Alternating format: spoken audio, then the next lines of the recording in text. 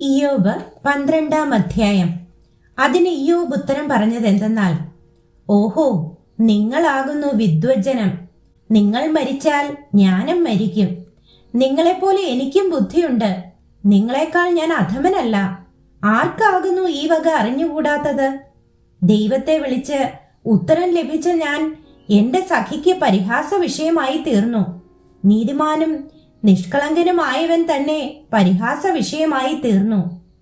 വിപത്ത് നിന്യം എന്ന് സുഖിയന്റെ വിചാരം. കാലിടറുന്നവർക്ക് അത് ഒരുങ്ങിയിരിക്കുന്നു. പിടിച്ചുപറിക്കാരുടെ കൂടാരങ്ങൾ ശുഭമായിരിക്കുന്നു. ദൈവത്തെ കോപിപ്പിക്കുന്നവർ നിർഭയമായി വസിക്കുന്നു. അവരുടെ കയ്യിൽ ദൈവം എത്തിച്ചു കൊടുക്കുന്നു. മൃഗങ്ങളോട് ചോദിക്ക, അവ നിന്നെ ഉപദേശിക്കും. ആകാശത്തിലെ പക്ഷികളോട് ചോദിക്ക, അവ പറഞ്ഞു തരും. അല്ല, ഭൂമിയോട് സംഭാഷിക്ക, അത് നിന്നെ ഉപദേശിക്കും. സമുദ്രത്തിലെ മത്സ്യം നിന്നോട് വിവരിക്കും. യഹോവയുടെ കൈ ഇത് പ്രവർത്തിച്ചിരിക്കുന്നു എന്ന് ഇവയെല്ലാം കൊണ്ടും ഗ്രഹിക്കാത്തവനാർ? സകല ജീവജന്തുക്കളുടെയും പ്രാണനും സകല മനുഷ്യവർഗത്തിന്റെയും ശ്വാസവും അവന്റെ കയ്യിലിരിക്കുന്നു. ചെവി വാക്കുകളെ പരിശോധിക്കുന്നില്ലയോ? അണ്ണാക്ക് ഭക്ഷണം രുചി നോക്കുന്നില്ലയോ?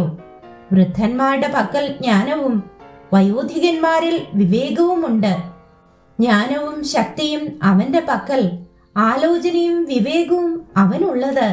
അവൻ ഇടിച്ചു കളഞ്ഞാൽ ആർക്കും പണിതുകൂടാ. അവൻ മനുഷ്യനെ ബന്ധിച്ചാൽ ആരും അഴിച്ചു വിടുകയില്ല.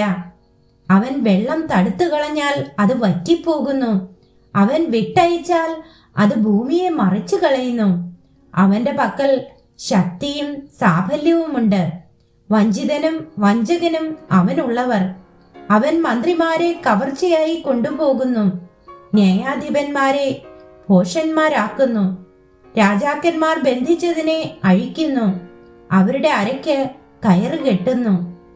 അവൻ പുരോഹിതന്മാരെ കവർച്ചയായി കൊണ്ടുപോകുന്നു.